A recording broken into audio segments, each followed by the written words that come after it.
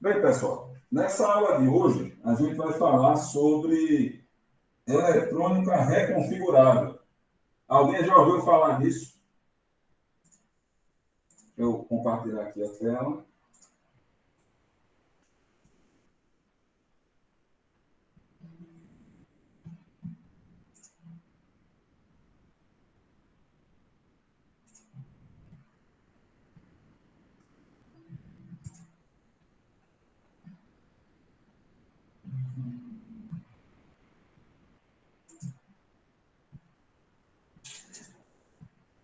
Alexa, parar.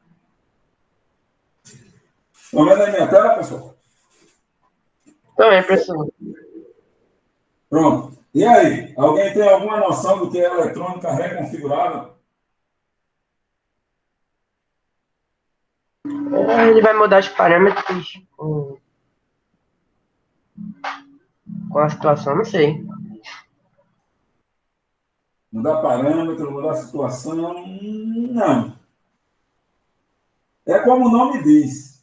Ó, quando você faz um programa de computador, você escreve um código. O teu circuito eletrônico muda? O computador, onde você executa o seu código, ele muda a forma como os componentes são ligados quando você escreve um código diferente? Não. CLP, né? Não muda, né? Um computador não muda, um DSP não muda, um CLP não muda, né? Todos esses sistemas computacionais, eles permanecem imutáveis. O que muda é o programa, é a forma como você processa os dados. Mas a estrutura física, o hardware, essencialmente, ele permanece imutável. Esse microprocessador tem um pino tal ligado com o pino tal do outro componente. E assim vai, aquilo ali permanece imutável. A ideia da eletrônica reconfigurável é permitir que você faça com o hardware o mesmo que você faz com o software. Você escreve um programa, que é o software, e aquele é executado. Quando a eletrônica é configurada, você escreve um software que, na realidade, muda a forma como aquele hardware vai ser todo interligado. Ele muda a nível de hardware e não a nível de software. Vocês já fizeram isso, já usaram isso, lembra ou não?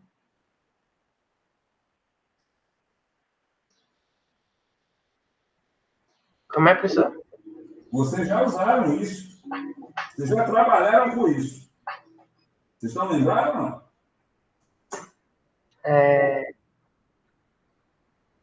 Sim. Onde foi que vocês estudaram isso? Em micro? Sistemas digitais. Exatamente. Sistemas digitais. Quando vocês usaram lá o FPGA, né? Foi. Isso. Pronto. O que é que vocês faziam lá? Vocês diziam apenas como portas lógicas iam ser interligadas, não é? Exatamente.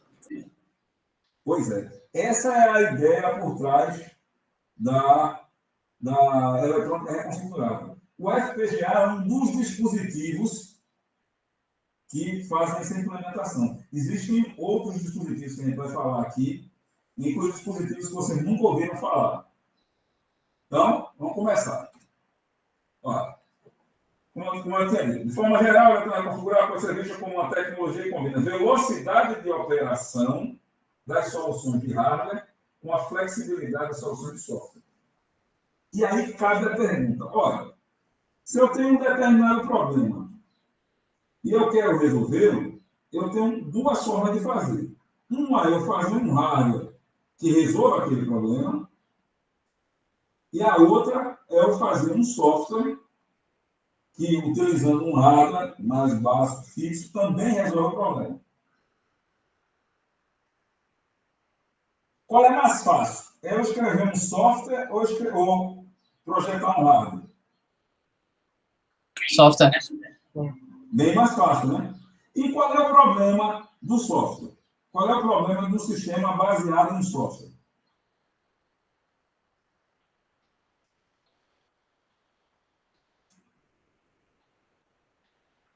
Vários sistemas digitais.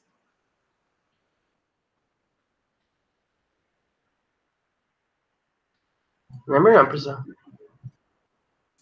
O FPGA que vocês usavam lá, Lento, era muito lento, professor. o FPGA era lento ou quem é lento? O hardware ou o software? O software, para compilar lá, era muito lento. Sim, mas eu não estou falando com relação à compilação, à montagem do programa em si.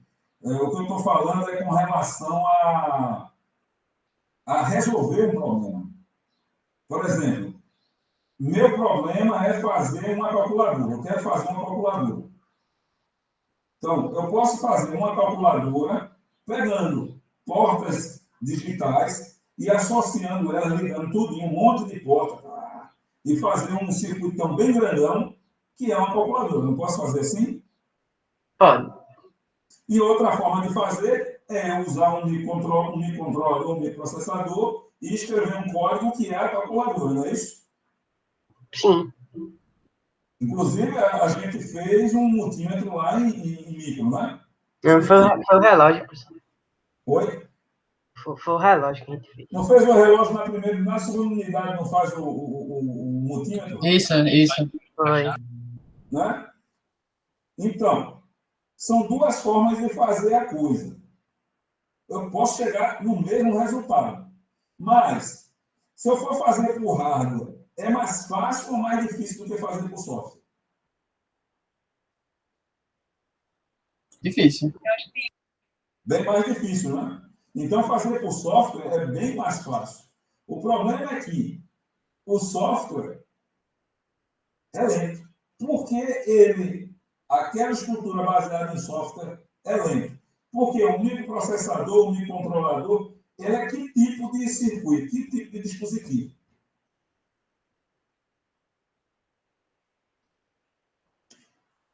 Vou reformular a pergunta. Existem dois tipos de dispositivos digitais. Quais são?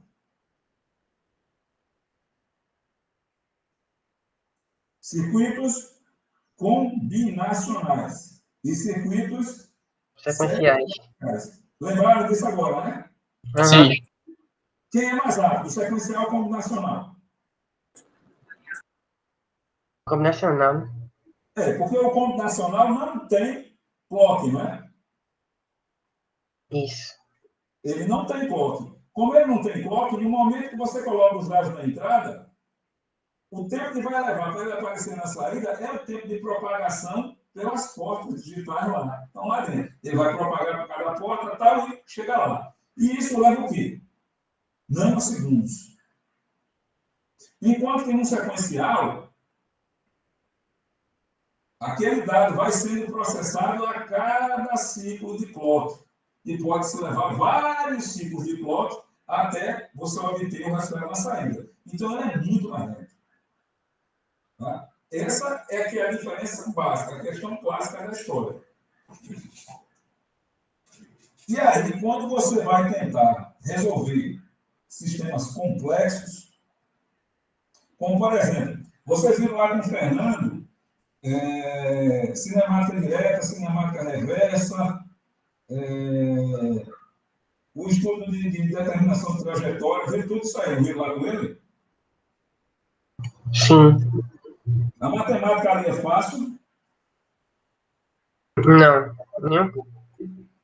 é uma matemática bem complicada, né?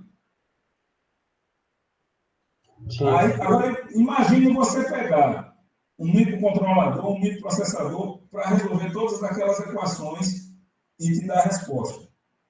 Ele vai levar aí alguns milissegundos ou até segundos para ter uma resposta para determinar qual seria o próximo movimento para que você, por exemplo, fizesse uma cinemática reversa de um sistema de apenas 3 graus de liberdade.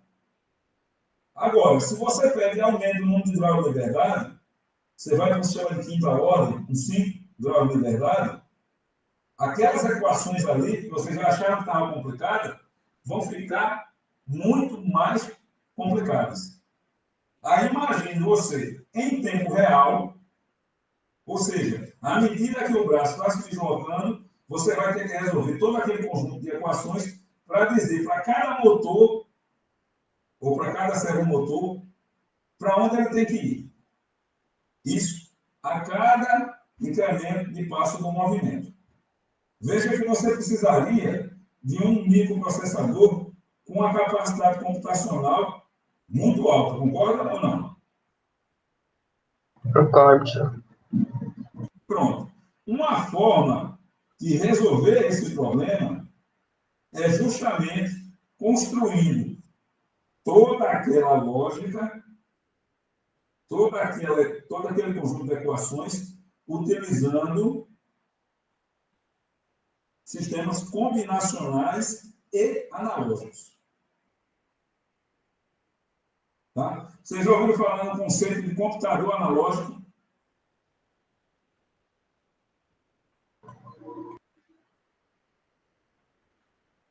Sim ou não?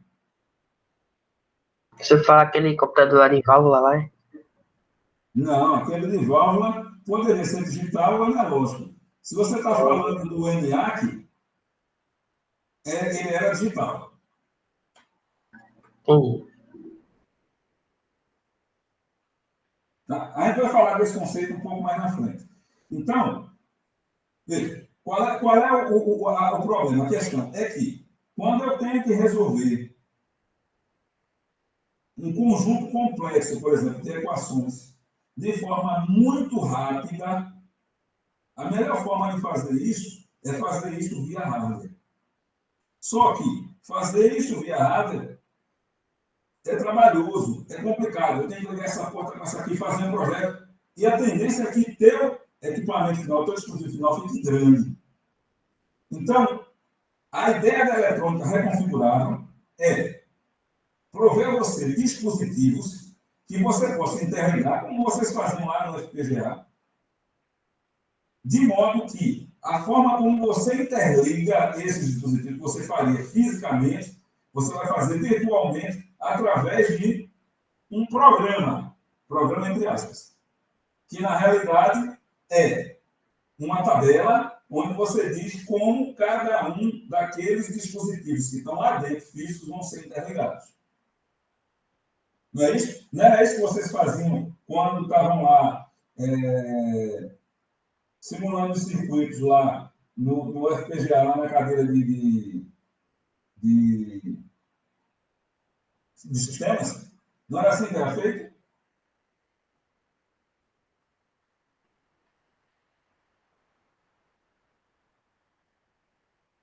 Sim ou não?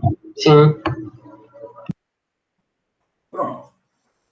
A ideia é justamente essa. A ideia do sistema da eletrônica reconfigurável é justamente essa. É justamente o que está dito aqui. Ó.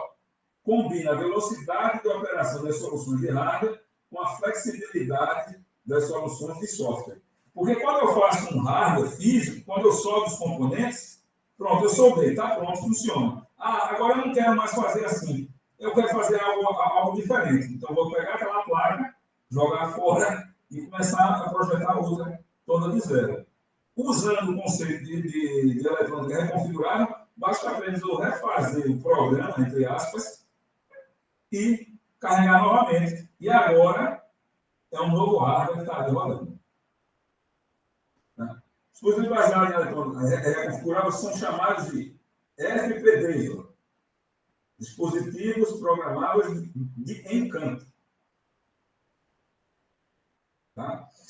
Esse conceito, esses primeiros dispositivos, isso surgiu lá na década de 80 do século passado. Na realidade, até bem antes, tá? Na década de 60 já se falava nisso. Mas não tinha assim. Era mais a nível teórico, a nível conceitual, do que dispositivo prático comercial. Pronto. Aqui a gente tem o nosso primeiro dispositivo eletrônico digital de eletrônica reconfigurável, que é justamente esse cara aqui. Está vendo isso aqui? Vocês sabem o que é isso aqui? Alguma sugestão?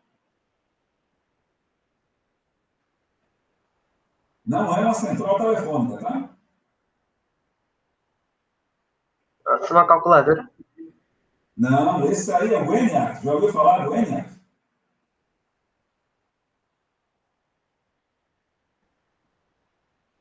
Não. Já ouviu falar de Alan Turing? Alan Turing já. Já. Aí você lembra daquela máquina de resolver qualquer problema de Turing, que era toda mecânica, lembra? Exato. Que era com Sim. água. Pronto. Esse cara aqui, a partir daquela máquina de Turing, ele construiu uma outra máquina que ele utilizou para resolver o código da Enigma, né? Que era o Colossus, não é isso? Hum.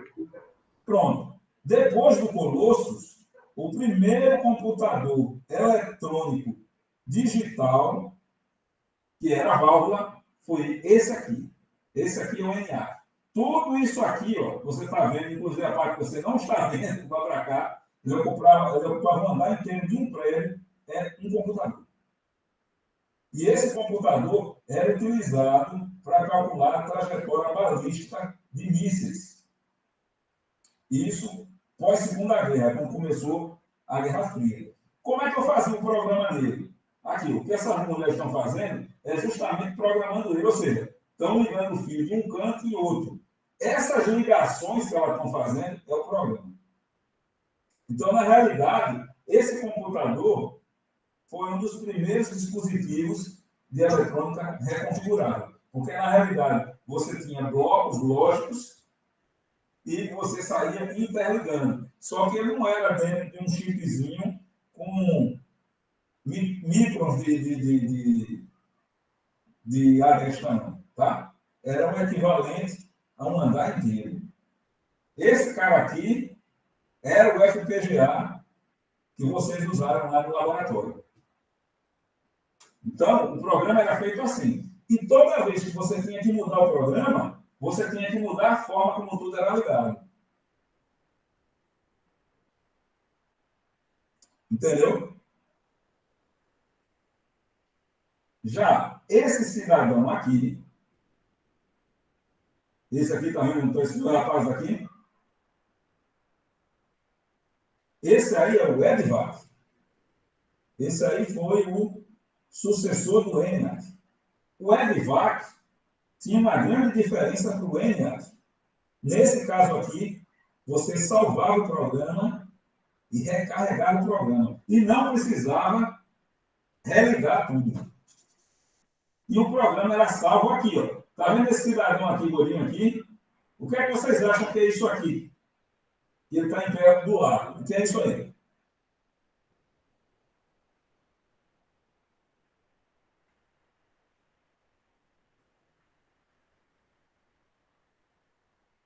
Vamos, pessoal. Sugestões?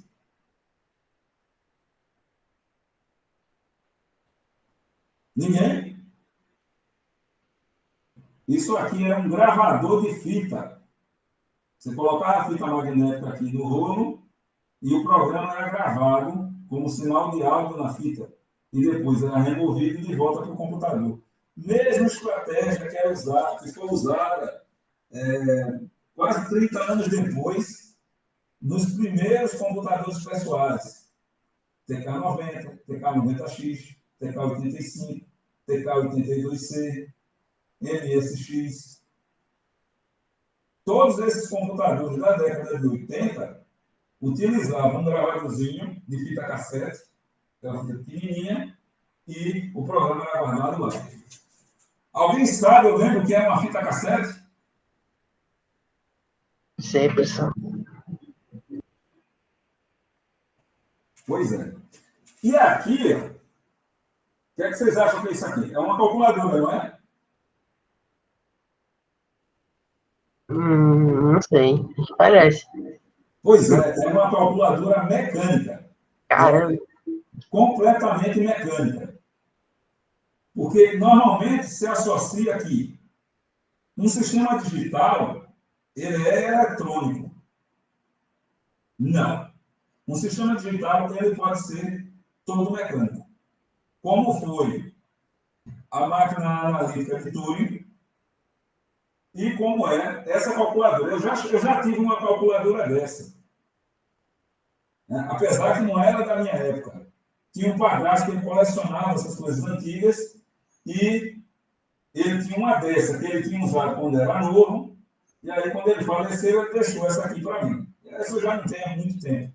Mas era totalmente mecânica. Você apertava aqui o botão e puxava essa alavanca aqui para fazer o cálculo, né? E aqui, o primeiro microprocessador comercial, que foi justamente o Intel 4004.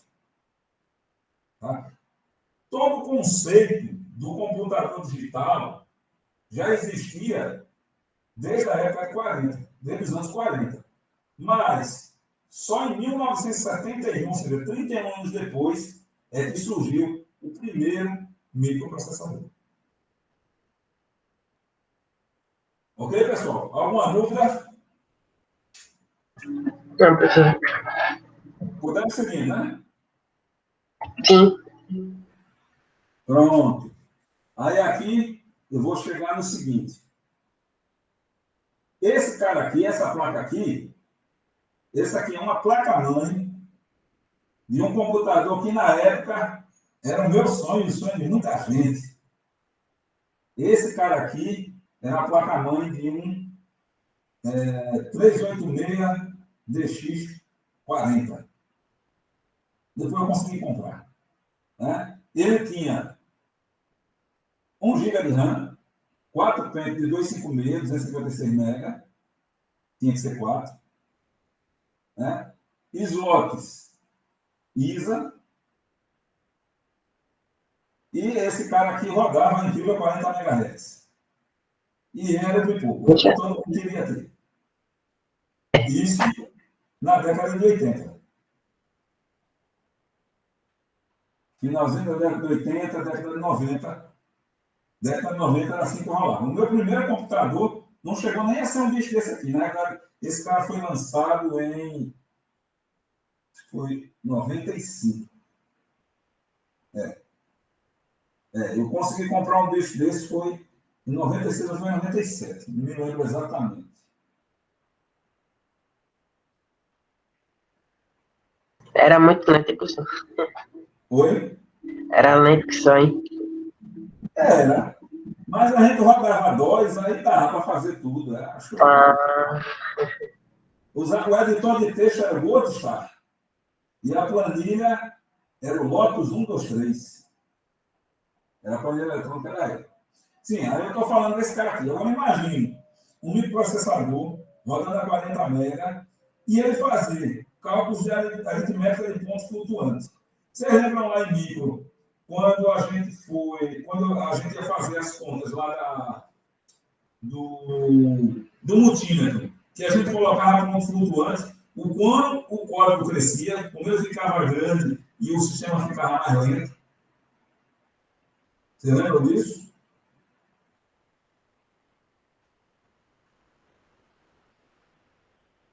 Sim ou não? faz tempo, professor. Não. Ele ficava lento. E se você fosse colocar, por exemplo, um programa gráfico como um CAD, que na época era 2D, tá? Não existia esse sistema 3D, não. Porque você não tinha poder de processamento suficiente para rodar um sistema 3D. Tá? O negócio era trash. Então, na época era revolução, mas tudo era lento. Quando você precisava, eu quero rodar um software CAD, um AutoCAD da vida, para fazer lá meus desenhos 2D, fazer meu projeto elétrico, meu projeto mecânico, meu projeto civil. Um bicho desse aqui, ele acocorava. Você não conseguia, dava problema. Toda vez que ele ia fazer a tua de conta necessária para, essa linha vem para cá, vai para lá. E aí surgiu um coprocessador matemático, que era o 80387, olha que lugarzinho dele. Esse cara trabalhava em conjunto com o 80386, e ele, o que é que ele fazia? Ele era projetado para só fazer conta. Ele só fazia conta, mais nada. E como é que ele fazia a conta? Enquanto você fazia, por exemplo, um cosseno, um seno hiperbólico, levava alguns milissegundos, você executar a mesma operação no polo matemático em nanosegundos. É uma diferença, assim, absurda de desempenho. Aí isso é o que propiciava justamente a possibilidade de você conseguir trabalhar com software CAD. Você sabe o que é software CAD, não sabe? O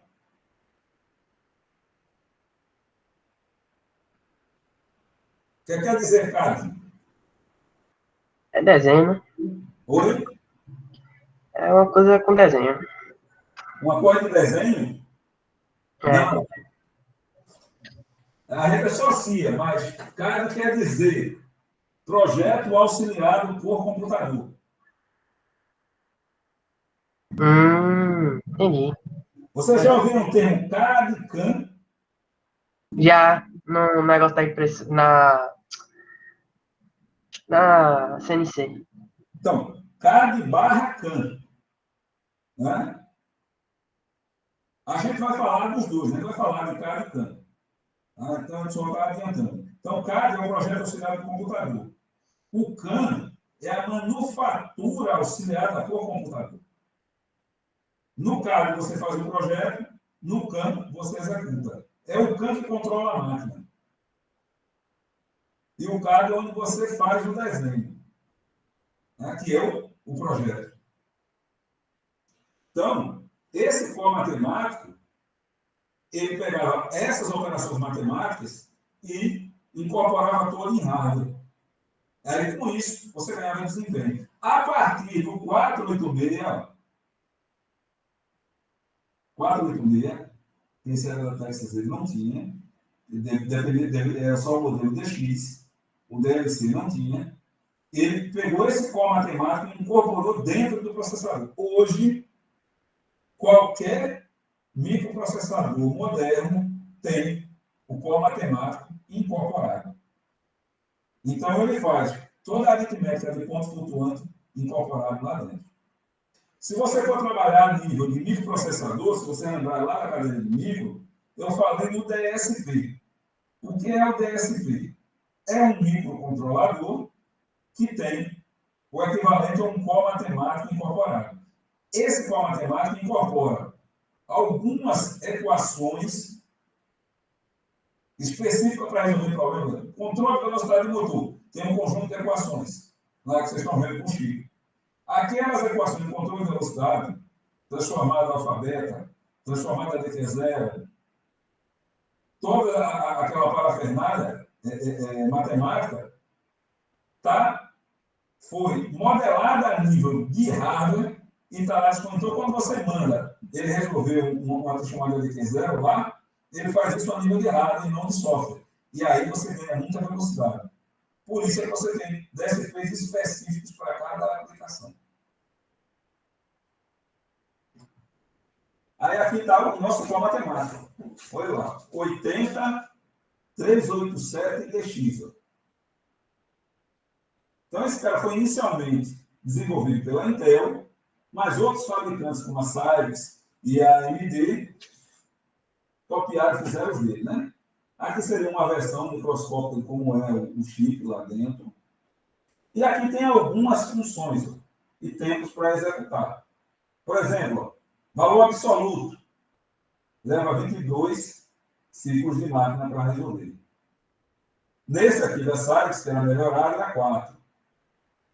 Por exemplo, dividir 14 ciclos a 24 ciclos, multiplicar 52. E isso, esse processador de 32 bits. Então, isso aqui era tudo feito a nível de 32 bits.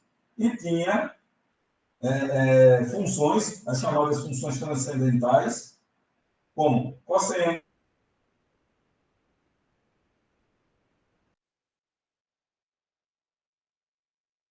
Professor?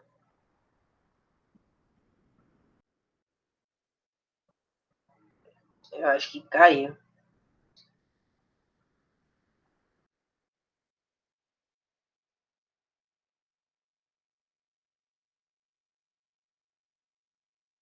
Tem alguém aí?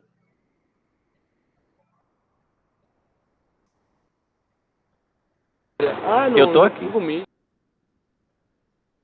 Vou mandar mensagem pelo WhatsApp, velho. Pera aí.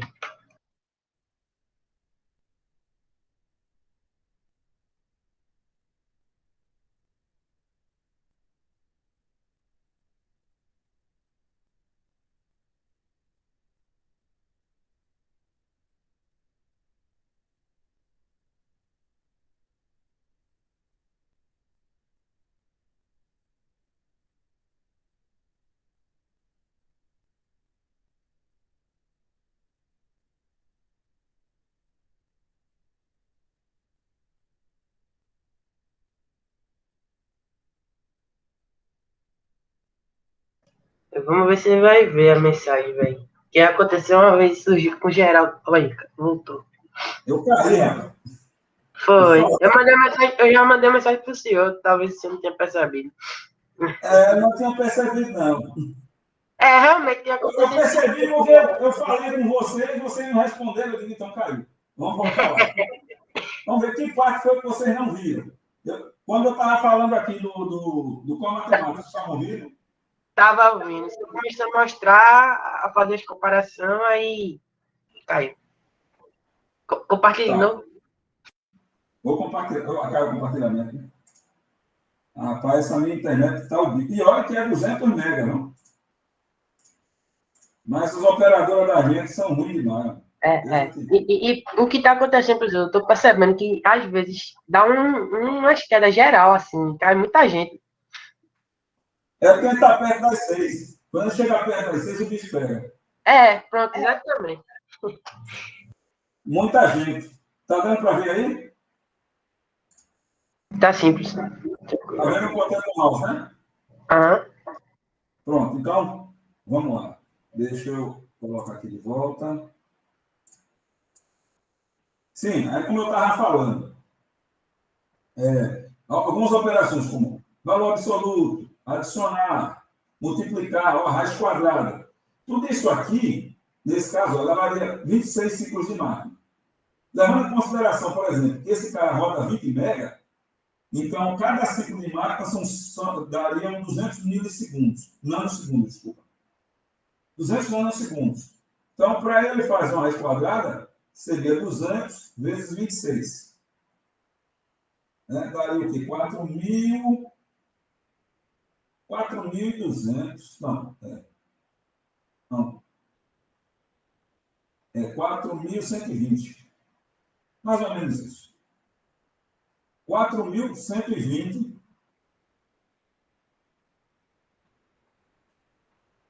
Não, estou ficando doido. Puxa. É 20, assim, nanosegundos. O que daria em torno de 4,12 microsegundos. Se você for fazer essa mesma operação usando, escrevendo um programa, você vai gastar aí uns 40 milissegundos para esse mesmo clock. Tá? Se vocês se lembrarem, esse clock aí, por um acaso, é o clock que a gente usou lá na cadeira de controladores. É o clock que aquele processador que a gente usava, aquele controlador que a gente usava, chegava. Tá? Então, quando você vai implementar, por exemplo, funções transcendentais, como cosseno, tangente, log neperiano, isso, a nível de software, fica muito mais custoso. Aqui o cara está gastando 90 ciclos, 60 ciclos. Se você fosse fazer isso a nível de software, você ia gastar 100 mil ciclos, 200 mil ciclos. Então, é uma diferença absurda. O grande desempenho foi justamente porque a implementação foi feita via hardware. Ok, pessoal? Alguma dúvida aí? Tranquilo. Tranquilo, né? Então, vamos seguindo aqui. Voltei. Isso aqui é... não, desculpa. Sim, então eu tinha falado, a gente falou, até agora o que a gente está falando é de computadores eletrônicos digitais, tá? Ó, lembra do termo, computador eletrônico digital. Quando a gente fala de computação, é computação eletrônica digital. É o que a gente aborda aqui. Lembrando que a computação digital, não é necessariamente eletrônica, tá? Como aquela calculadora que eu mostrei para vocês, o motor analítico de Babbage, todos eram digitais, mas mecânicos. Ok? E aqui é o conceito de computadores analógicos. Tá? O primeiro computador analógico de grande escala foi por Vannevar Bush em 1930. Todo esse conjunto aqui, ó, de eixo, de roda dentada, de escambau, isso aqui é um computador. Um computador analógico mecânico. Tá? E esse aqui, onde a moça está sentada em cima, é um computador analógico eletrônico, baseado em amplificadores operacionais. Você lembra de amplificadores operacionais lá da cadeira de sistemas analógicos? Uhum. Pronto. Antigamente você usava aquele integrador, aquele derivador, somador, diferenciador, todos aqueles circuitinhos que você viu lá do log, que você viu lá na cadeira de digitais de analógico, utilizando amplificadores operacionais, foi empregado aqui. Isso tudinho aqui que a moça está sentada em cima é um computador analógico. Tá. Computador analógico, computador digital. Qual é o melhor? Depende da aplicação, né? Isso. Boa resposta. Depende da aplicação. Qual é o mais rápido? O analógico. O analógico. Com toda certeza. Qual é o mais exato? O digital, né?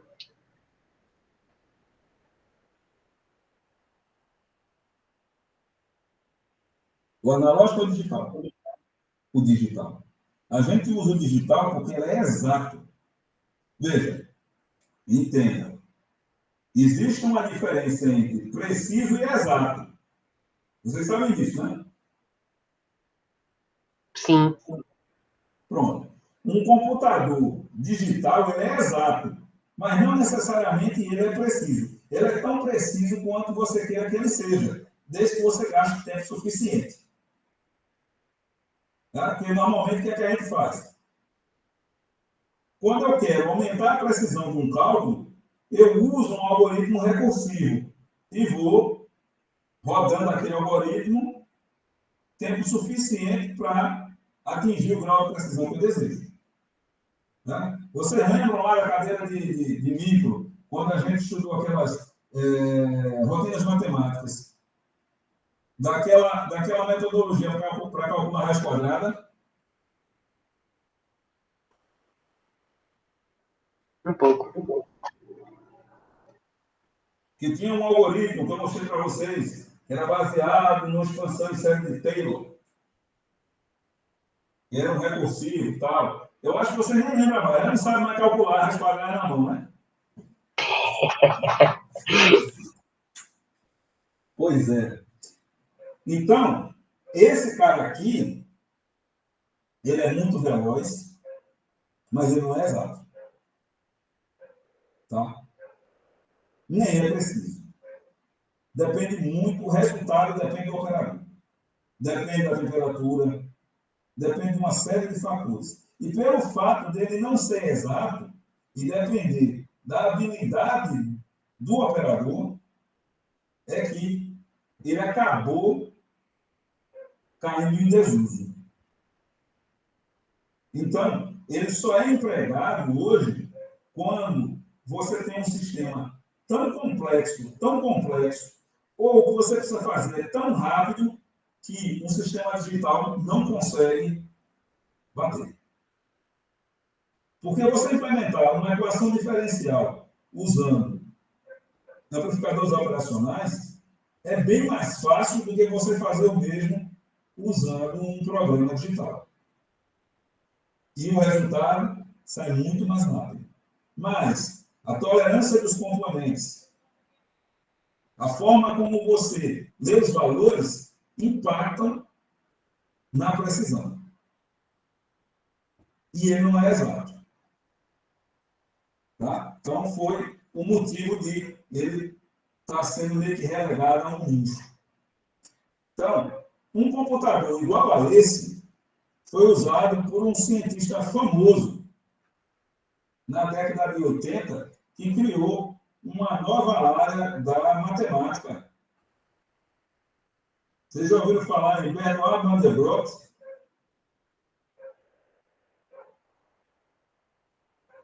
Em que, professor? Não cortando aqui. Vocês já ouviram falar em Bernard Mandelbrot? Não.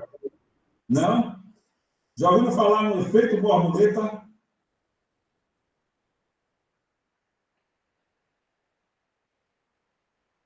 Também não, professor. Não? Tô esquecido. A teoria do efeito borboleta diz o seguinte, que um bater de asas de uma borboleta em Nova York afeta o clima na Amazônia. É a teoria da dependência sensível. Mandelbrot, ele foi o precursor, o pai, de uma área da matemática chamada caos determinístico. Já ouviu falar? Sim. Pronto.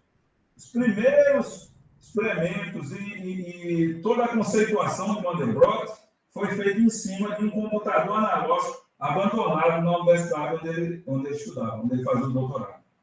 Estava lá dentro do porão, ninguém usava, ele foi lá e começou a usar. E foi lá que ele desenvolveu toda a teoria do cálculo determinístico. Foi baseado justamente numa máquina como essa. E aqui está um computador analógico que eu usei durante um bom tempo, gostava muito, ficava impressionado com a lógica por trás dele, como de fato funcionava. Alguém sabe me dizer o que é isso aqui? E todo engenheiro da década de 60, 70, 80, alguns de 90, como eu, ainda usou durante muito tempo. Eu tenho guardado 2 bichinhos desses. O que é isso aí? Uma régua, professor. É uma régua de cálculo. Já ouviu falar na régua de cálculo? Com essa réguinha aqui, você faz logaritmo, você faz exponencial, você multiplica, você soma. Você faz várias operações simultâneas. Você faz uma fatoração numa única vez, de locado assim, já consegue fatorar um número. Só usando isso aqui. Régua de cálculo. Rapaz, é fácil para você usar isso aí, que eu não vejo nada intuitivo aí. É fácil. Você está vendo essa parte aqui central? Você, aí, digamos, eu quero multiplicar 10 por 10. Eu vou pegar essa parte aqui de baixo, tá vendo? E vou deslocar até o 10 aqui. Eu puxo um está aqui e vem até o 10. Pronto. Esse 10 aqui, agora, quanto é 10 vezes 10? Eu vou olhar onde está o 10 do outro lado. Aí o 10 vai estar aqui no centro. Esse é o resultado. Aí eu sei quanto é. 10 vezes 10, 10 vezes 2, 10 vezes 3, 10 vezes 4. Eu sei. Eu tenho todas as respostas ao mesmo tempo. Basta você ir colocando aqui. Falando assim é meio complicado, mas mostrando é bem tranquilo.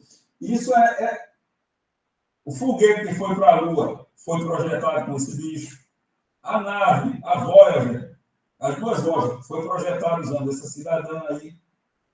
Todo mundo usava. Só na década de 80 é que surgiram as primeiras calculadoras digitais, que eram uma Texas, que o display era LED. Você usava uma bateria de 9 volts para ligar e toda vez que você fazia a conta, tinha que ligar a calculadora, senão comia a bateria. Ela não durava nem meia hora, ligava direto. Então, esse cara aqui fez muita coisa. A famosa régua do cálculo. Então, vamos seguir. O dispositivo baseado nela com a reúne do mundo, o chip, os componentes básicos de um sistema, digital analógico, e uma forma de interconexão programada entre eles. Na realidade, quando você faz o seu programa lá em VHDL, o que você está dizendo é como cada porta vai se ligar, não é isso? a entrada dessa com a saída da outra, a saída dessa com a entrada da outra, e assim sucessivamente. Não é isso que você faz lá?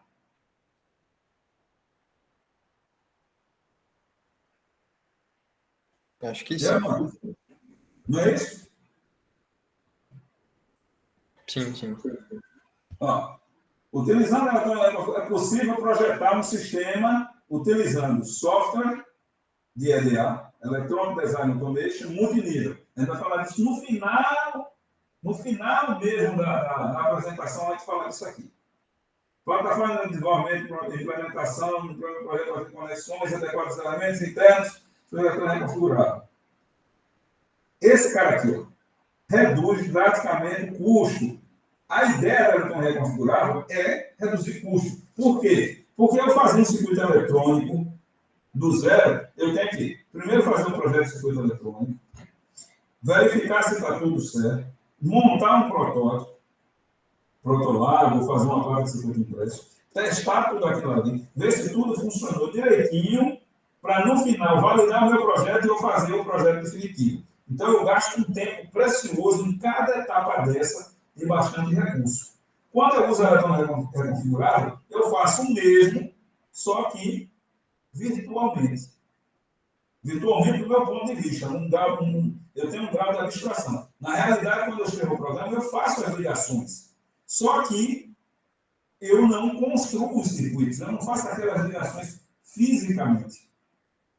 E com isso eu ganho um tempo precioso. Inclusive, consigo simular toda aquela minha circuitaria antes de construir. Então, é show e você ganha muito tempo. Eletrônica reconfigurável possibilita a implementação de sistemas bastante sofisticados, beleza.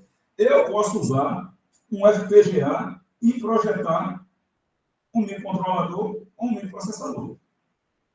Eu posso, é possível sim. Inclusive, tem projetos na internet que você pode baixar o código e comprar um FPGA e configurar ele, e ele vai trabalhar como um microprocessador. Um microprocessador que o cara lá customiza e que você pode customizar para o que você deseja. Tá? Só que é um trabalho grande, esse exclusivo é mais caro do que muitos microprocessadores ou microcontroladores, e o nível de conhecimento que você precisa ter é muito elevado para você conseguir implementar essa aplicação. Mas é perfeitamente possível. Ok? Ok. Então, vamos seguir. Que abre espaço para o surgimento de arquiteturas de processamento que modifique sua estrutura em tempo real, construindo plataforma conhecida como sistema de computação reconfigurável. Aqui é onde está o nicho. Aqui é onde está o nicho. Eu posso, por exemplo, por que eu projetaria um microprocessador se eu posso simplesmente chegar e comprar um? Se eu tenho uma aplicação onde o meu microprocessador precisaria se comportar de formas diferentes, ou implementar blocos diferentes em diferentes momentos de utilização, eu consigo fazer isso simplesmente reconfigurando o meu sistema para que ele incorpore outras funções, o que não seria possível ser feito num microprocessador normal. No microprocessador normal, o hardware dele é fixo, é morto, é aquilo ali. E com o uso disso aqui, não, eu posso modificar o hardware dele.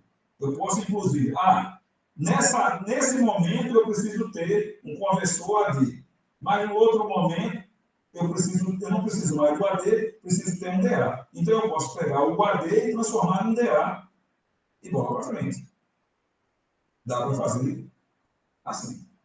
Então, esse hoje é que é um nicho. E hoje, esse tipo de dispositivo, esses são utilizados, como eu disse, para resolver problemas matemáticos complexos. Vocês, quando estudaram a sistema de controle lá com o Fabrício, vocês estudaram o controlador PID, não foi? Sim, sim. Pronto. Onde você tem o proporcional, o diferencial e o integral. Não é isso? Só que esse caso aí que vocês estudaram é um caso particular. É chamado de sistema de computação inteira. Inteira por quê? Porque você tem integral. Primeira integral, segunda integral, terceira integral, ou seja, primeira integral, uma integral simples, uma integral dupla, integral da integral, integral tripla, e sempre com valores inteiros. 2, 3, 4, 5, e diferenciação também. Primeira derivada, segunda derivada, terceira derivada. Né? Na computação fracional, você tem a derivada 1,5, você tem a derivada meio, você tem a derivada 0,8. E se você for extrapolar o sistema PID, então você vai ter um sistema no qual a sua derivada é fracionária, que vai de 0 a 1, e a sua integração é fracionária, que também vai de 0 a 1. Qualquer valor, que seja maior que 0 e menor que 1. E você usa esse tipo de controle para fazer controle de sistemas muito complexos, sistemas bem sofisticados. Tá? Não sei se vocês já ouviram falar em cálculo.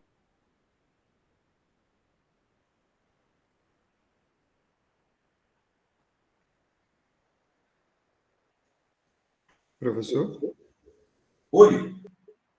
Me ouviram ou não? Não, caiu, professor. O senhor caiu. De novo, bicho. Qual foi a parte que vocês não ouviram? O senhor ia perguntar se a gente já conhecia alguma coisa. Aí travou. De cálculo fracional, isso que eu falei. De você ter um meio integral. Você ter 0,8 integral. Ou você ter derivada 0,5 ou derivada 0,7. Já ouviu falar nisso? Não. Pois é. Isso aí é um ramo da matemática que é utilizado em controle complexo, de sistemas complexos. Tá? Quem trabalhou nessa coisa aí foi só gente pequena. Gauss, Fourier e por aí vai. Tá? Depois, se vocês tiverem curiosidade, dê uma olhada. Então, hoje, o pessoal que trabalha com controle sofisticado e que usa sistema PID, usando diferencial fracional e integral fracional, faz essa implementação usando ou computação analógica ou PGA. Tá? Então, vamos lá, vamos seguir. Embora que dá para fazer isso no computador normal, o problema é a velocidade. Para a implementação de circuitos analógicos, utiliza-se o FPAA. Olha, para o digital, você usa o FPGA, é um tipo. Para o analógico, existe o analógico, ou seja, eu tenho um dispositivo que tem vários amplificadores operacionais, que tem filtros de primeira ordem, segunda ordem, terceira, quarta, quinta ordem lá dentro, que tem... Caiu. Caiu de vez agora, amigo. É o quê? Caiu de vez agora.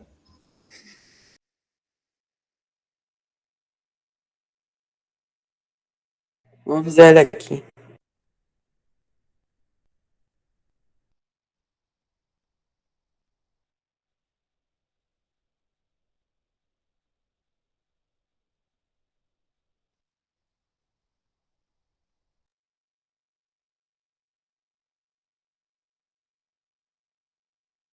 Agora a internet hoje tá ruim pra todo mundo. Não sei se é pra vocês aí, tá boa também. A minha tá caindo direto. Caiu de novo. Ixi, Maria. Tá difícil, não? A minha também Aqui também tá caindo muito aqui. Tá difícil. Vocês ouviram lá quando eu estava falando do FPAA? Sim, o senhor estava comentando do FPA. Dos ampera... Eita. Dos ampiopes. Sim. Os filtros. Vamos ver se a gente consegue continuar. Tá difícil. Cadê? Vai, aparece a tela aí, pelo amor de Deus. Agora. Vai lá. Pronto. Estão vendo o conteúdo do mouse? Sim. Aí você vê, o problema não é a velocidade. É bronca da porcaria da internet mesmo. Se está caindo para vocês, então o negócio está geral. Né? É algum backbone aí que está ameaçado. Deixa Back o quê, professor? Sim, então tem o FPA, que ele faz com dispositivos analógicos o mesmo que o FPGA faz com digitais. O FPGA, na realidade, ele pertence ele é parte de uma família que são dos PLDs, ou dispositivos lógicos programáveis. Caiu de novo. Caiu não, professor. Vocês estão me ouvindo aí? Não, estou escutando, Sim, professor. professor. Sim, sim. Pessoal? Professor, a gente está ouvindo. A gente tá ouvindo, professor? Vamos Estamos ouvir, escutando, não? professor. Estamos escutando. Sim. Ah, beleza, desculpa. Eu achei que tinha caído. Novamente. Então, vamos voltar. Sim.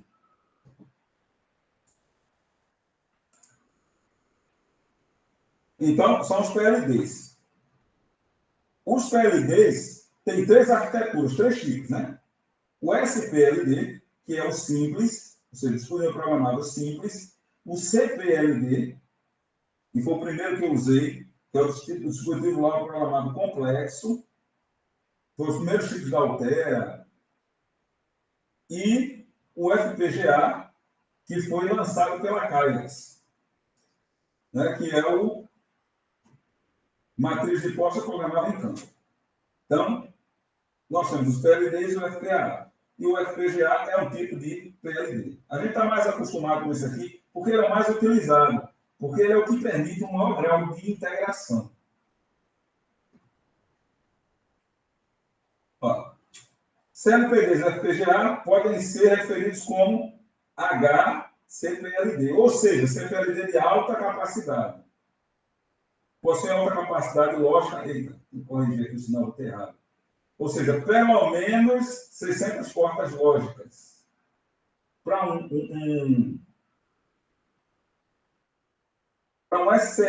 SPLD, você não consegue botar mais do que isso, tá? Na verdade, ela é em torno de 50, 100. Então, esse aqui, ó, pelo menos 600 portas lógicas. Fabricantes de FPA. HD, Let's, Zentex, Cyprex, a Maxim atualmente está fabricando também, Cidza, todos esses caras aqui fabricam. Ó, uma das aplicações de FPA em robótica, que é o analógico, é a implementação de hardware volutivo para tolerância à falha. Eu não sei, eu acredito que o Fernando não falou com vocês acerca disso. Falou alguma coisa acerca disso? De tolerância a falhas, eu acho que não. Não. Não, né? É que você faz, você faz um backup simplificado do sistema, que ele tem capacidade de substituir parte do sistema que falha. E você tem um algoritmo que roda e que fica analisando o comportamento do teu sistema principal, enquanto ele está rodando, e identifica que parte dele falhou. E aí faz a substituição da função daquela parte que falhou com o teu sistema de backup que está lá esperando. Então, isso aí é que é chamado de sistema de tolerância à falha. E existem várias formas de você fazer a detecção de falha, de você fazer o backup, de você fazer o esquema quente ou frio. Tem uma série de trololó que envolvem isso aí. E eu posso lhe garantir o seguinte, que a matemática que envolve isso aqui é cabeluda. Tá? O negócio é pesado. E aí, em função disso, é que se utiliza sistemas analógicos. No caso, um exemplo de um caso desse em robótica é o seguinte: você fez mandou o robô executar um movimento. Esse robô tem, sei lá, 5, 6 graus de liberdade, e ele começa a executar o movimento, e no meio do movimento, ele detecta que pode haver uma colisão, ou que você vai chegar ao limite de alguma junção. O que é que ele faz? Ele rapidamente recalcula qual seria a nova trajetória enquanto a trajetória está sendo executada. E faz a correção de forma que quase imperceptível para você que aquele problema existiu. Então, ele detecta a falha, identifica a solução viável e implementa. Isso tudo em tempo real. Então, para isso, você precisa de muita velocidade. E aí, ele é implementado em cima de dispositivo FPA. Falando agora, basicamente, de FPA. A arquitetura é formada por blocos analógicos configuráveis, entendeu? CAD. Servo de entrada e saída e rede de interligação. Esse cara aqui seria o equivalente a uma porta-rocha. Servo de entrada e saída são aqueles blocos que vão fazer a interação desse cara com o mundo externo. Entra uma corrente, entra uma tensão, entra um sinal externo, passa por esse cara, por essa célula de entrada e saída, e aí é direcionado para dentro do cabo. O cabo executa o processamento daquele sinal e envia para a saída. Como é que ele faz isso? Usando a rede de interligação. E essa rede de interligação está guardada onde? Na memória. Tá? Quando você usava na UFPGA, esse FPGA que vocês usavam, eu ouvi que você falou que a gravação era bem lenta, não é? Quando você fazia um programa que mandava gravar, ele gravava bem lentamente, é isso?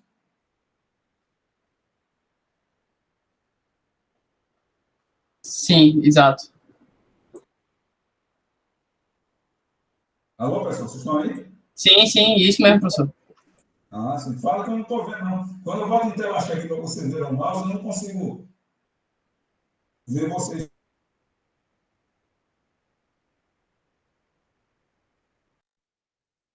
Professor?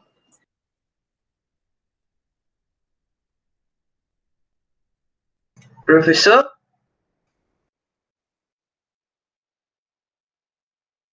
Caiu.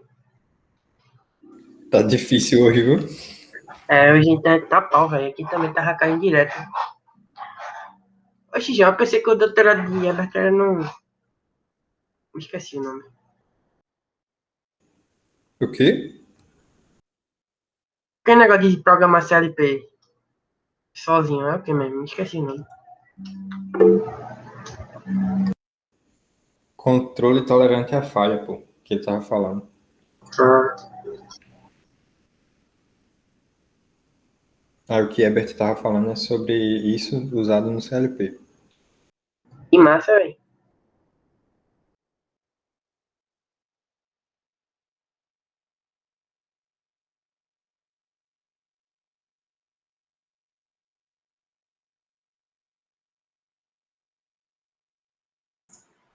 É só muito difícil. Está caindo direto. É. Meu Deus do céu. Até que parte vocês viram? Quando eu falei, quando eu perguntei se vocês disseram que era lento a gravação, não é isso? Lá no Foi. E aí eu perguntei se esse FPGA era volátil ou não volátil. Isso a gente não ouviu, não. Foi, professor, se a gente chegou a ouvir, não. Bom, pois é. Então, aí eu pergunto novamente. O FPGA lá era volátil ou não volátil? Volátil. Era volátil? E era lento? Aliás, não era não volátil. Sim. Caiu de novo. Não, estamos escutando, professor. Não, professor, a gente tá escutando Você aqui. perdeu sua conexão de rede. Meu Deus do céu. Então, o que acontece? Como ele era não volátil, ele guardava a matriz de interligação numa memória Evrostrom. E se você lembrar lá do nível, dentre as memórias não voláteis programadas, né, a mais lenta é justamente a Evrostrom, que levava milissegundos, 4, 8, entre 2 e 8 milissegundos, para você conseguir gravar um dado. Lembra disso? Sim. Pois é. Aí é justamente por isso que ele era tão lento. Existem FPGAs que são baseados em SRAM, que é a memória mais rápida.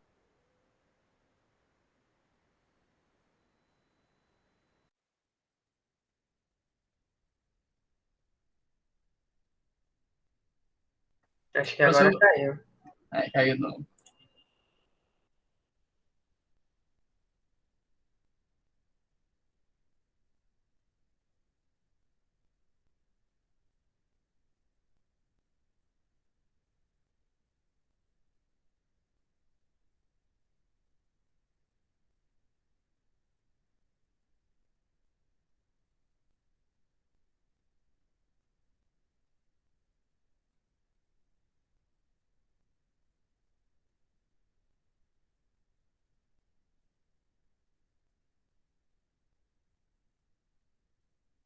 Professor?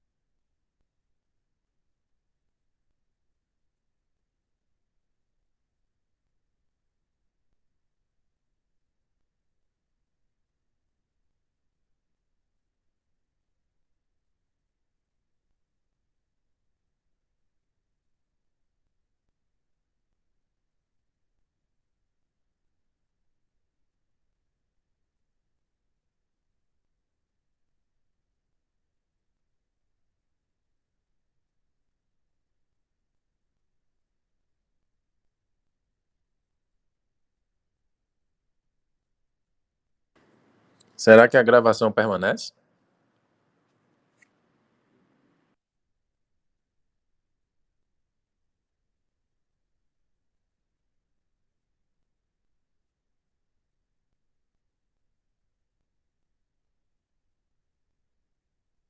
Eu acho que sim.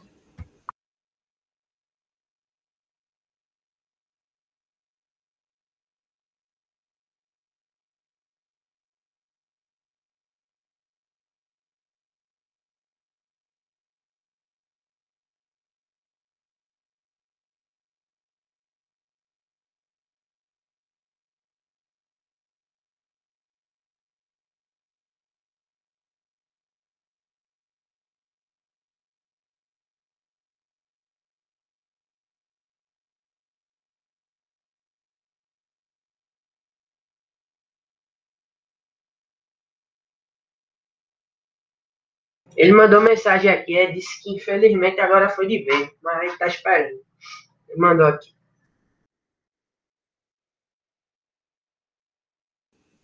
Ô, Bruno, sugere a ele, caso esteja muito difícil, ele gravar a aula e me enviar. Se É, não der. de Aí onde não parou, fica assim, vou avisar ele aqui, vou avisar.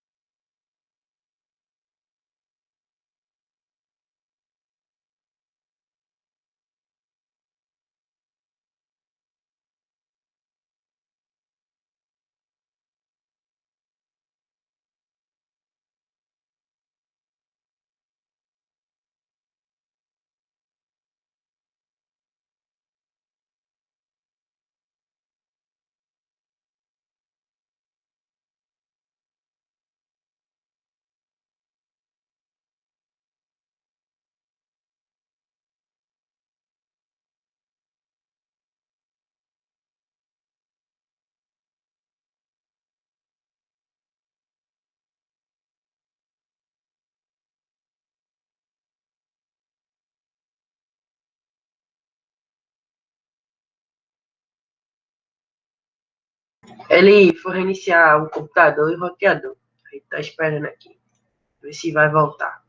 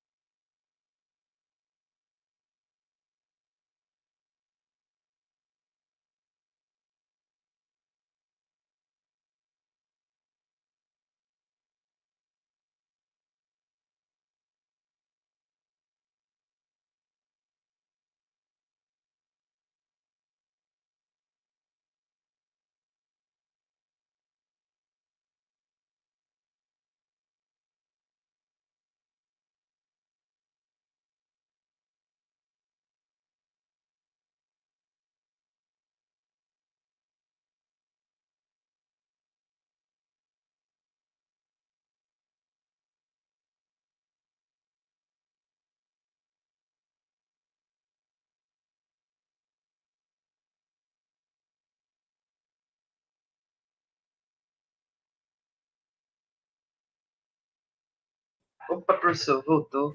Voltou? O negócio está sério, não? Meu Deus, É. vamos ver se agora ele segura. Peraí, deixa eu ver aqui. Vai terminar isso, rapaz. E fica Mas a velocidade tá boa, né? Aí eu vou. agora tá, né? É aquela história. Tava boa naquela hora também.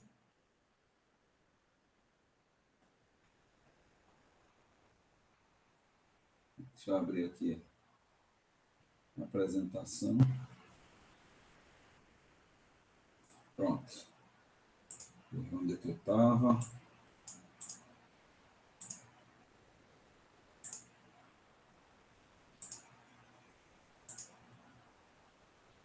Tinha falado dos cabos. Estava aqui. Vamos lá. Vamos ver se a gente consegue agora.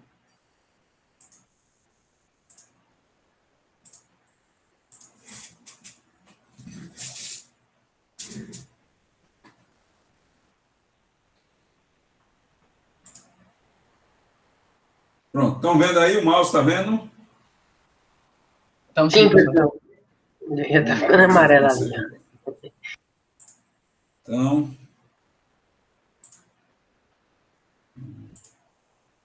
Pronto, eu tinha parado aqui, né? Célula de entrada e saída, interface com sistemas externos pode ser composta por... justamente aqui. Então, estava falando, era o que a gente tinha, né? E que a gente guardava em memória, né? Aí foi justamente naquele ponto que você falou, olha, quando a gente gravava era muito lento. Era lento porque gravava em memória E2PROM. Existem outras memórias, como o Flash ou até o SRAM, que também são incorporados em dispositivos FPGA como o FPGA, que são bem mais velozes. E aí, essa gravação é mais rápida. Né? Uma desvantagem também do FP, de usar E2PROM, é que para você reconfigurar com o equipamento em operação, ou seja, com o dispositivo rodando, você reconfigurar a ligação dele, é virtualmente inviável, por causa da demora que é para você reconfigurar o dispositivo. Né? Então, no caso aqui, como a gente está falando de dispositivos analógicos, né, nós temos o cabo, a célula de entrada e saída, que são justamente as interfaces que eu estava falando, com o mundo externo. Aí lá a gente vai ter buffer, filtros anti-aliasing. Você lembra o que é um filtro anti-aliasing? Sim, de digital, né? Isso.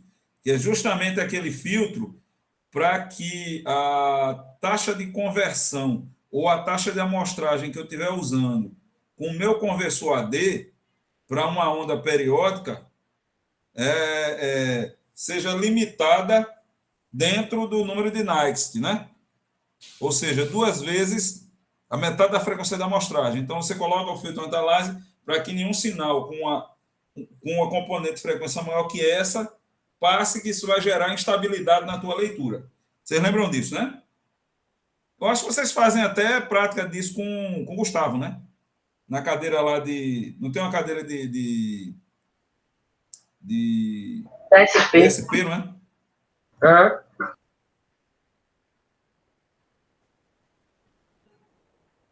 É isso ou não? Sim, professor. Isso, professor. Isso. Ah, sim. Porque você não fala, eu tô achando que caiu de novo. A gente fala, só que eu acho que dá. Eu acho que tá dando delay. Não sai. Tá complicado mesmo, meu Deus do céu. Então, ó,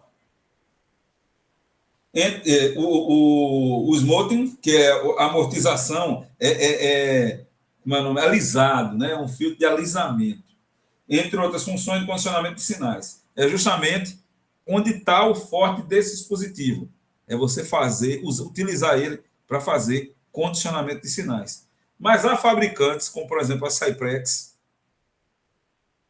que se juntou com a Infineon. A Infineon e a Cyprex hoje são uma empresa só, que eles fabricam o FPA com todos os blocos analógicos lá, e internamente ele ainda incorpora um microcontrolador, um ARM, um Cortex M3 lá dentro também. Para você fazer uma solução, por exemplo, de processamento de sinal, já toda completinha, bonitinha, incorporada num chipzinho só. É uma solução bem interessante. Os registros de memória, onde está armazenado, né? Onde são armazenados os bits de configuração. Justamente. Quando você faz o programa, que você define toda a matriz de interligação, essa matriz de interligação é guardada na memória. No momento que você liga o dispositivo, se ele for não volátil, ele vai ler da memória e reconfigura tudo na hora e ele começa a funcionar. Se ele for volátil, você vai ter que reconfigurar ele toda vez que ligar. E aqui está uma arquitetura básica de um FPA genérico, né? Então, eu tenho aqui os cabos, que são justamente o bloquinho do dispositivo analógico que vai fazer aquela função. É um integrador. É um amplificador operacional. É um filtro. Então, cada bloquinho desse aqui, você tem a matriz, os dispositivos de entrada e de saída, os blocos de entrada e de saída, e vai ter a matriz de conexão, de interligação. E aqui é justamente os bits da memória que vão dizer como é que isso vai estar ligado. Né? A string de configuração é armazenada num registrador de deslocamento e os bits configuram as ligações da rede de interligação e as funcionalidades de cada um deles aqui. Então, na hora que você escreve o programa, na realidade, onde você atua é em cima da matriz de interligação. Você não atua em cima dos cabs. Você não atua em cima dos blocos. Até pode atuar, dependendo do qual for. Você pode dizer que esse pino vai estar ligado assim ou assado, esse pino vai ter um filtro na entrada ou não. Isso ainda dá para dizer, dependendo naturalmente do FPA. Mas, no mínimo, você vai ter esses caras fixos e a matriz configurável, matriz de interligação configurável, com os dados com a matriz, ou seja, com a arquitetura da matriz guardada dentro da memória. Cabe um bloco que executa a função do FPA, podem ser configuradas as funções analógicas, como amplificador, integrador, diferenciador, adição. Cada cabo constitui componentes analógicos programáveis, isso que eu já tinha falado, né? E, basicamente, utilizam AMP-OPS. Existem 2 tipos básicos de FPA. São os básicos, são os FPA de tempo contínuo e o FPA de tempo discreto. Tá? A diferença dos dois está na forma como os componentes analógicos são implementados, tipo, os componentes passivos. O capacitor, como é que o capacitor é implementado? Como é que o resistor é implementado? Se o resistor e o capacitor são implementados usando uma técnica chamada de capacitor chaveado, esse é um componente de tempo discreto. E, na realidade, ele tem um gerador de clock lá dentro. E isso limita a largura de banda que ele pode trabalhar. Tipo, esse dispositivo FPA só pode trabalhar com a largura de banda, ou seja, com sinais até uma frequência de 150 kHz. Quando ela é de tempo contínuo, esses cidadãos são modelados utilizando amplificadores de transcondutância. Então, quando ele usa amplificador de transcondutância, na realidade, o que ele está fazendo é um acoplamento via um dispositivo ativo, um amplificador operacional ou um semicondutor, um transistor, uma rede de transistores. E aí, esse dispositivo consegue atingir aquele valor que você deseja, mas de forma que ele não depende de uma frequência de chaveamento. Por isso que ele é de tempo contínuo. É como se fosse um dispositivo linear. E aí, esse cidadão, implementado dessa forma, permite que você tenha uma largura de banda de trabalhar com vários megahertz. Ok? Bem claro isso aí, pessoal?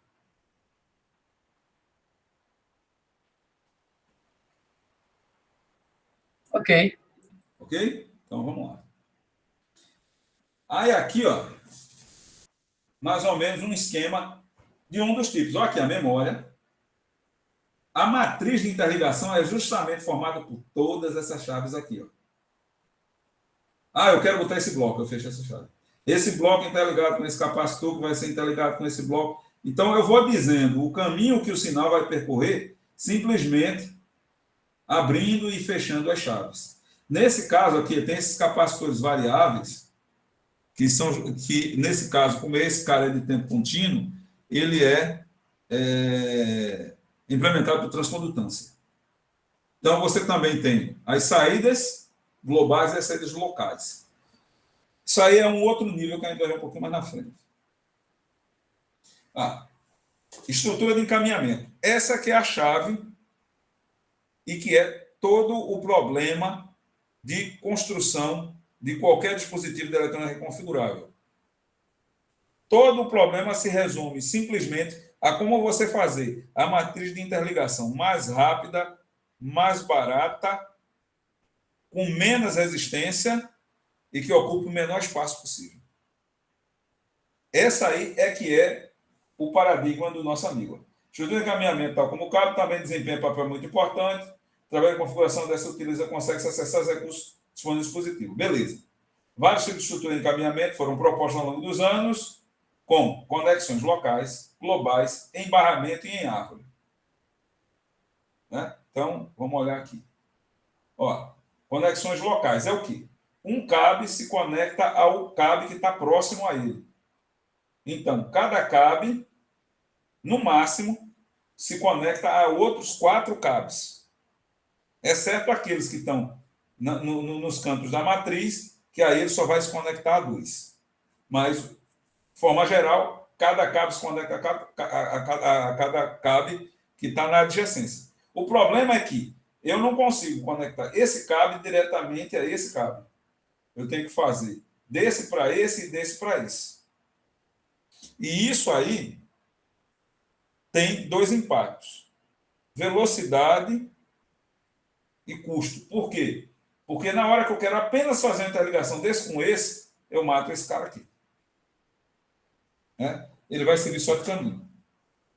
Tem os globais, no qual eu tenho uma matriz global e todos os cabos estão ligados a essa matriz global. E aí eu tenho um barramento e eu posso ligar vários cabos naquele barramento. Então, quando eu quero que um cabo converse com o outro, eu apenas faço com que esses 2 cabos estejam conectados ao mesmo barramento. Mais uma vez, você tem problema. Problema de espaço. Porque essa malha aqui, veja a quantidade de chaves que você vai usar e complica também pelo seguinte: se eu tenho mais de 2 cabos no mesmo barramento, isso vai me complicar a vida, porque eu tenho que arrumar uma forma de fazer com que a operação desses dois não interfira com a operação do outro. E aí surge a conexão em barramento, que é isso aqui, onde os elementos internos do cabo estão ligados a um barramento e cada ponto desse aqui é uma chave. Veja, então, que você tem uma quantidade imensa de chaves. E a quantidade de barras aqui, quanto maior ela for, melhor, porque, na realidade, ela deveria permitir que pelo menos 2 bichos desses estivessem num barramento separado. E, finalmente, a em árvore, onde cada SW desse aqui é justamente um switch. O sinal entra, é direcionado para cá ou para cá, ou seja, o switch, simplesmente, você diz a ele qual caminho o sinal deve ir. Ó, se você receber um sinal daqui, pega esse sinal e transfira para esse. Aí, nesse aqui, você vai dizer, se o sinal for oriundo desse, manda para esse, para aquele. Então, você consegue fazer o caminho simplesmente ativando os switches, que funcionam como um conjunto de chaves lá dentro. Eu tenho um monte de chaves que eu vou ligando. Ou seja, eu vou fazendo um caminho através dos switches, por exemplo, desse cabo para esse. Aqui ele vai fechar uma chave, que vai fechar ligando com esse, que vai fechar ligando com esse, até chegar nesse. E dentro há um sistema comutado da telefonia fixa, antiga telefonia fixa. Você chegava na central, e lá na central ele saía, fechando um conjunto de relés para estabelecer o caminho entre você e com quem você queria falar. Então, a ideia é idêntica, que é a em árvore. Aqui, eu tenho um exemplo de um dispositivo comercial. Isso aqui é um kit de desenvolvimento da Cyprex, que você compra no mercado, você compra, por exemplo, na DigiKey. Esse cidadão aqui, esse kit, custa a bagatela de $45. Só que isso aqui é para você testar o conceito, testar com a programação, como é que programa, como é que funciona, etc. E tal. Mas na hora que você vai implementar isso na sua aplicação, aí você vai usar esse CI aqui, que na realidade esse é o FPA, esse cidadão que está aqui. Esse cara aqui é o que é o coração dessa placa. E o resto daqui é acessório. Esse aqui é o diagrama de blocos desse cara aqui, ó. Esse cara aqui é o FPA, que ele chamou de coprocessador analógico. Eu tenho aqui o kit de programação, ou seja, onde tem a porta USB, onde eu vou carregar o meu programa para cá. Esse cara vai funcionar como um JTAG. E aqui eu tenho a fonte, toda a parte de alimentação que vai ser utilizada, diversas tensões, etc. e tal. Pessoal, essa parte do FPA aí, tranquilo? Beleza, professor. Caiu de novo? Não, professor. Tranquilo. Oi, professor. Não me ouvindo aí, pessoal? Sim, sim.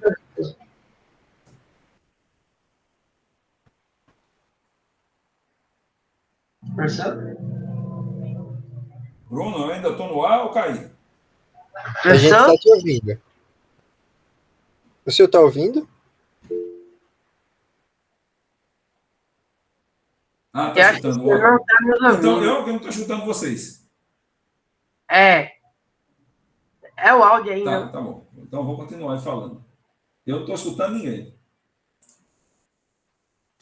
Então, beleza. Então, esse aqui é um exemplo de um dispositivo FA comercial. Então, vamos seguindo. E agora vamos para o FPGA. Veja, existia o CLPD, os outros dispositivos lá, que são digitais, mas hoje quem domina no mercado é esse cara aqui, porque ele é mais barato, é mais poderoso, tem um número muito maior de portas e é o mais popular. Então, é isso aqui que a gente vai falar.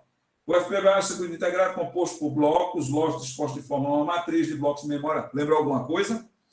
Blocos de entrada e saída e uma loja de interconexão programável. Mesma coisa, igualzinho ao conceito lá do FPA.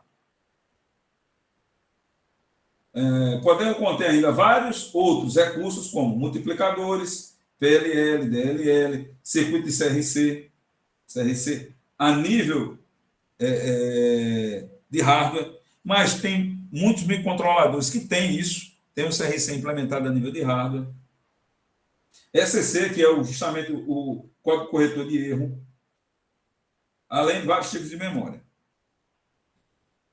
Então, o primeiro FPGA foi desenvolvido por Freeman e Wanda Schmidt em 1983. Então, ele aqui não é uma coisa muito nova, né? Esses dois caras aqui eram da Zilog. Essa Zilog aqui foi que desenvolveu o microprocessador Z80, que foi, na década de 80, o cara. Quase todo dispositivo comercial, quase todo computador, videogame, usava o Z80. CP500, TK90X, CP300, o MSX, o Nintendo, o Super Nintendo, o Mega Drive, tudo isso aí, todos esses videogame e computadores eram baseados no Z80. Então, esses caras saíram da Zilog e, em 84, formaram a Calyx. Essa empresa aqui foi que lançou o primeiro FPGA. Na realidade, o conceito de FPGA surgiu com eles, que foi o XC2064. O dispositivo possuía 1000 portas lógicas, né? E representava uma forma revolucionária de lógica programada para a época, né? Na atualidade, quem fabrica FPGA? Os principais: Altera, o Calyx, o Lattice, Actel, Atmel e Cypress. Motorola. A Atmel, na realidade, hoje é microchip, né? Então, é a Atmel Microchip. A Microchip comprou a Atmel. Seriam os principais fabricantes. Esse aqui é um mercado muito mais concorrido do que o FPGA. Então, aqui está a arquitetura básica do FPGA. Ó, uma malha toda interligada, blocos de interligação, e aqui os blocos lógicos. E as chaves. Tá? E as chaves. É num modelo similar, uma arquitetura similar à semente, né? Onde cada bloco lógico seria uma semente. E cada bloco lógico está cercado por 8 chaves. Mesmo assim, no primeiro, eles conseguiram botar 1000 bloquinhos desse aqui dentro. A arquitetura do FPGA é composta por 3 estruturas básicas: bloco lógico, bloco de entrada e saída e chaves de interconexão. Aqui, ó, os blocos de entrada e saída. Tem um monte. Aqui um exemplo, né? O Spartan, muito utilizado. Os FPGA podem ser classificados dentro da só com a tecnologia de programação. Aqui é o seguinte. Aquilo que a gente estava falando. Você tem o FPGA, no caso do FPGA, você tinha 2 tipos. O de tempo contínuo e o de tempo discreto. No caso do FPGA, a classificação é um pouco diferente. Então, eu tenho conto a tecnologia de programação. Ó, se eu gravo em SRAM, baseado em memória estática, usa célula de memória de configuração. Nesse caso, esse cara aqui, como é SRAM, ele é volátil, eu gravo ele rápido, mas quando eu desligo, ele perde o programa. A vantagem dele é que eu posso refazer, toda vez que eu ligar, eu refaço esse programa, ou seja, esse programa está guardado em outro canto, por exemplo, na memória de um microcontrolador, um microprocessador, e aí ele pega, carrega, reconfigura o dispositivo na hora que eu ligar. A vantagem disso é que eu posso mudar a forma como o dispositivo funciona enquanto a minha aplicação está em execução. Então, eu posso simplesmente chegar e dizer que um DAC agora, naquele pino tinha um DAC, agora não vai ter um DAC. Vai ter um AD, um ADC. Então, isso permite dar uma flexibilidade e abre uma janela de possibilidades enorme. Então, ó, as células encontram distribuídas entre os blocos lógicos, forma controlar as interligações, como a gente já tinha visto, programação for utilizada o FPGA de maior densidade de integração. Então, quando eu pego um FPGA grande, com muitas portas, normalmente o pessoal usa isso aí. Por quê? Porque se eu for usar, por exemplo, um EDOS-PROM, e ele tem 1 milhão de portas, o tempo que eu vou gastar para carregar o programa vai ser de chorar. Entendeu? E aí prejudica bastante. Vocês viram que o pequenininho que vocês estavam usando lá no laboratório já demorava para ser programado. Outra tecnologia é que utiliza os antifusíveis. Termo interessante, né? Antifusível. Como é que é o fusível? O fusível, quando você passa uma corrente superior a um determinado valor, ele vai lá e rompe, ele abre, ele quebra, ele interrompe o circuito. O antifusível, você aplica uma tensão. Quando ele chega em determinado valor, ele está isolante, de repente ele vira condutor. E ele fica condutor indefinidamente. Nesse caso, o teu programa fica não volátil. É uma memória não volátil. O problema é que você só grava uma única vez. Gravei, ficou, dali morreu. Não posso mais trocar, não faço mais nada. Tá? Então, esse cara, em função desse probleminha, que é que a gente chama dele OTP, que ele é pouco utilizado. Tá? Outra tecnologia que usa a porta flutuante. Ó. Tecnologia de programação baseada em EDOS-PROM, que foi justamente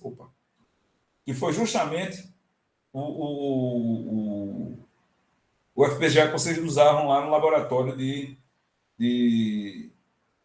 circuitos, né, na cadeira de sistemas digitais. Então, ele é baseado em EDOS-PROM e não em Flash. Porque no caso de Flash, ele é bem mais rápido, é uma evolução de EDOS-PROM, mas só grava blocos inteiros. Não permite você acessar e alterar um único, assim, endereço de memória específico. Então, ele é bom porque ele é não volátil. Mas o problema é que se ele for baseado em EDOS-PROM é lento, e se ele for baseado em Flash, você tem que mudar conjunto de blocos inteiros. Então, utilizado em CPLDs, mas embora possa ser encontrado esporadicamente em aplicação com FPGA. Né? Com a relação à possibilidade de configuração, ou seja, gravação. Então, você vai ter o OTP, que é aquele que você só grava uma vez. Né? E você vai ter o reconfigurável baseado em SRAM, em EDOS-PROM, etc. E tal. Então, você tem os dois. Programáveis e reprogramáveis. Outro aspecto importante é a chamada granularidade. A granularidade, na realidade, é o quão baixo nível você vai programar o FPGA. Ou seja, você vai programar a nível de lógica, a nível de porta lógica, eu quero fazer um flip-flop, então eu vou usar as portinhas lógicas necessárias para fazer o flip-flop. Eu quero fazer um contador, então eu vou montar vários flip-flops e depois vou interligar esses flip-flops. É como se você estivesse programando em assembly, lá para um microcontrolador. Ou seja, você está no nível lá embaixo. Então, permite variar ainda com relação à complexidade das suas unidades internas, no grão. Esse é um aspecto dominante da granulosidade do dispositivo. FPGA pode ser grossa, média ou fina. A grossa são dispositivos que possuem grãos grandes, ou seja, modos estruturalmente complexos com unidades lógicas aritméticas, pequeno microprocessador. Esse aqui seria o equivalente a eu fazer uma programação em bloco ou uma programação em fluxo. Por exemplo, quando eu faço um programa no Node-RED, eu estou fazendo uma programação em fluxo. Na realidade, eu não chego nem a chamar uma função específica. Quando eu coloco o bloco, que eu faço a interligação, todo o meu código, tudo que está fazendo lá embaixo, pouco importa. Ou seja, é o meu nível mais alto de abstração. Seria também o equivalente a usar o Simulink lá do MATLAB. Então, nesse caso, o cara incorpora, tem um bloco, que um bloco é um microprocessador inteiro. Eu escrevo o código daquele microprocessador e lá dentro eu só faço interligar esse microprocessador com outro microprocessador e por aí vai. Então, esse cara seria o nível mais alto, o mais alto grau de abstração, seja com a granularidade grossa. Com a média, seria o equivalente a eu ter funções, se eu estivesse falando com a linguagem. Ah, eu tenho uma função que faz, uma função que soma, uma função... Então, é como se eu estivesse usando funções. São grãos médios, blocos lógicos, com 2 ou mais portas, né? 2 ou mais flip-flops. Nessa classe está inclusa a maior parte das arquiteturas FPGA, ou seja, eu tenho um flip-flop completo. Eu vou lá e uso flip-flop. Eu não preciso construir o flip-flop baseado em portas lógicas, ou seja, é o nível de eu ter uma função pronta. Eu chamo aquela função.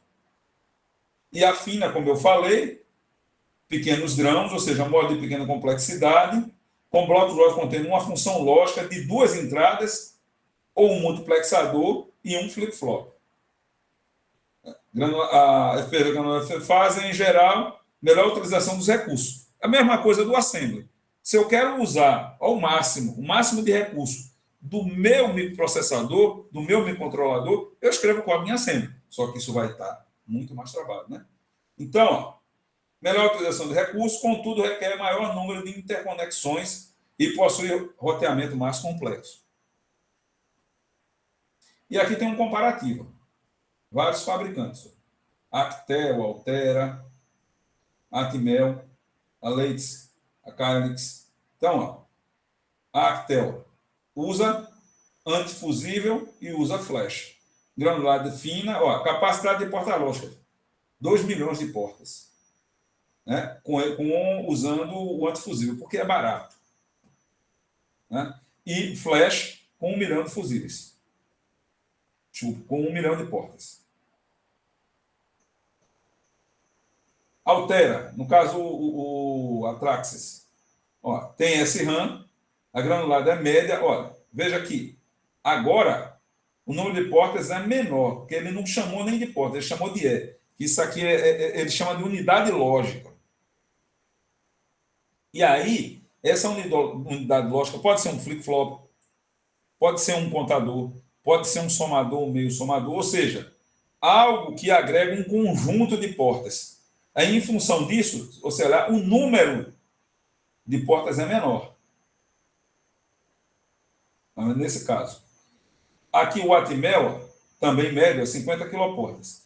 No caso aqui, esse Leitz, mesmo com a granulosidade grossa, ele pode chegar até 900 milhões de portas, com uma RAM embutida. Isso aqui são tops de linha, com preços muito elevados. Inclusive, o software de configuração desse cara não é free, não é grátis. Você paga por ele. Né? Aí você tem os da Quick Logic, que também são médias, a quantidade de portas é menor. Tá vendo? A maioria tem uma granularidade média, como falado um pouquinho mais atrás aí, que é o mais utilizado. Com relação às linguagens, a gente tem o HDL, né, que é linguagem de descrição de hardware, que é o termo genérico para as linguagens que a gente utiliza para configurar o FPGA. E aí a gente tem as mais populares, são o Verilog e a que vocês usaram, VHDL. Todas essas duas aqui são padrões internacionais da indústria. Aí aqui vem a questão do nível de abstração. O VHDL é multinível, ou seja, eu posso programar tanto para uma granulosidade fina como para uma grossa. Então, eu tenho a nível de porta, seria aquela granularidade fina. Ó, esse nível provê a maior detalhamento de simulação de circuitos digitais e representa também o nível de abstração mais baixo, dentro do domínio digital. Ou seja, seria o equivalente ao assembly. Eu tenho o nível de transferência de registrador, que é justamente aquele que vocês usaram lá, e que seria a granulosidade média, e tem o nível de síntese, que seria a granulosidade alta. Nesse caso, você trabalha muito mais a nível de blocos para você desenvolver... desculpa, né, é o próximo aqui. É o comportamental, desculpa, comportamental. E esse bicho é usado para sistemas muito complexos, como, por exemplo, projeto de um microprocessador, projeto de um DSP. Esse cara aqui, você vai programar esse nível também. Na realidade, é a hierarquia. Você vai usar esse cara para testar toda a parte de arquitetura e, a partir dele, você vai gerar um código que seria compatível com o nível de transferência do registrador. E, a partir daqui, você consegue gerar um código que é a nível de porta que vai ser carregado. Ok? Mais ou menos como seria como a gente fez lá em micro, com linguagem de alto nível. O alto nível gera um assembly, o assembly gera o código de máquina. E tem também um modelo funcional de barramento. Pessoal, dúvidas? Vocês ainda estão comigo ou já caiu? Professor, aqui, professor. estamos aqui. Mas agora você não está ouvindo a gente, não, eu Não acho. estou te ouvindo. Mas, tudo certo? Alguma dúvida?